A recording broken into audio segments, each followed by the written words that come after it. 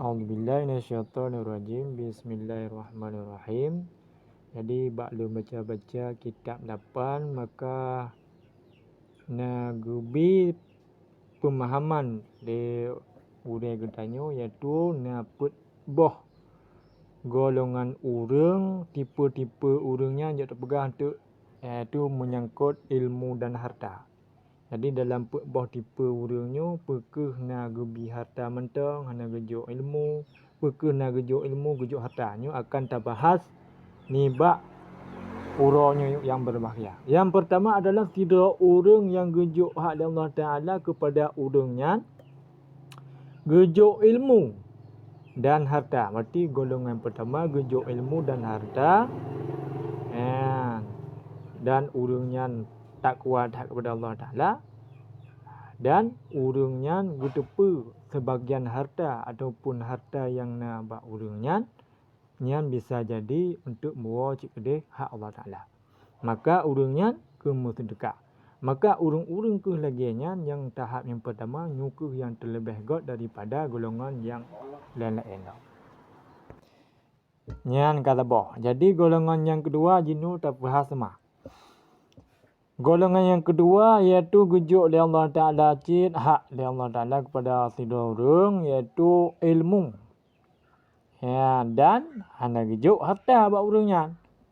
Tetapi le urangnya genit le urangnya ya Allah seandainya na bagi lon berupa harta yang niscaya lon akan memutidikah kepada orang yang membutuhkan. Padahal Allah Ta'ala hanya gejuk harta pun. Tapi orangnya niat dengan sekilah hati menyona berupa harta pajan mentang.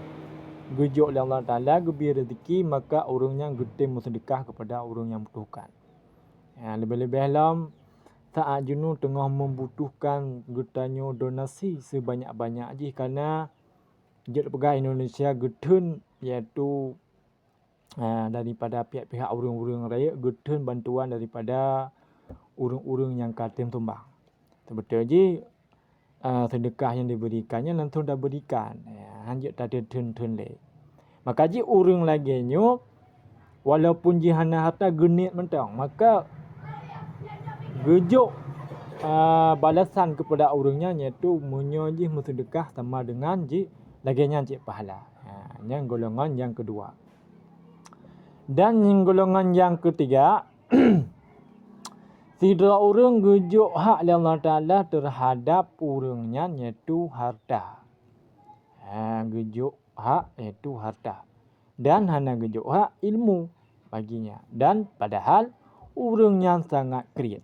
Berarti orangnya tahap yang kelai, golongan kelainya adalah sejahat-jahat manusia.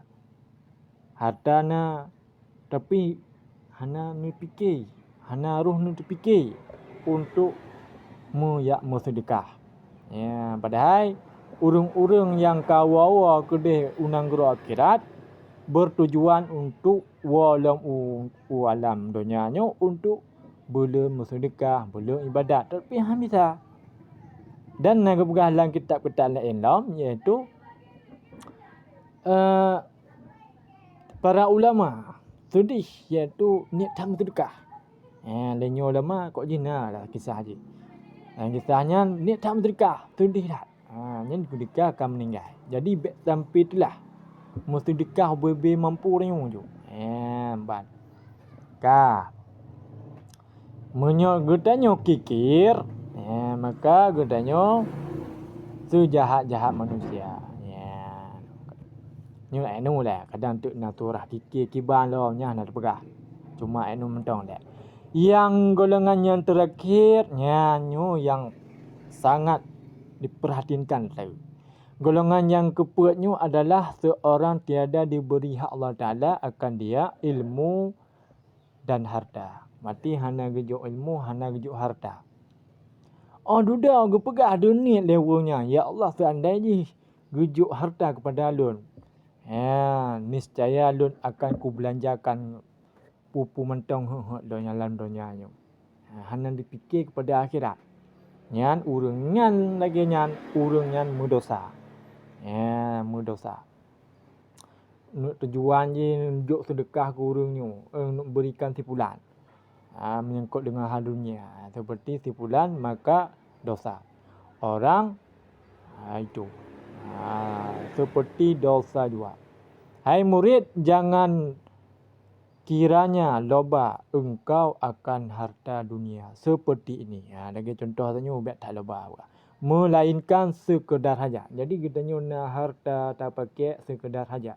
Walaupun dia mewah bagop. Nyan kadang menurut tanya iaitu yang sekedar hajat. Nyan maka diperbolehkan. Yang sekedar pamer-pamer. Nyan baru nak diperbolehkan. Hanya sekedar hajat je dengkuh napur. Iaitu hingga memada nafkah. Jadi tanya nak harta. Jadi biarlah sedekah lah. Tanya tapi nafkah terhadap karena tanggungjawab pada katanya iaitu tapi nafkah terhadap anak getanya, isteri getanya. Nyan menyona wujud harta lebih baru tamu sedekah untuk kebaikan. Wallahu a'lam.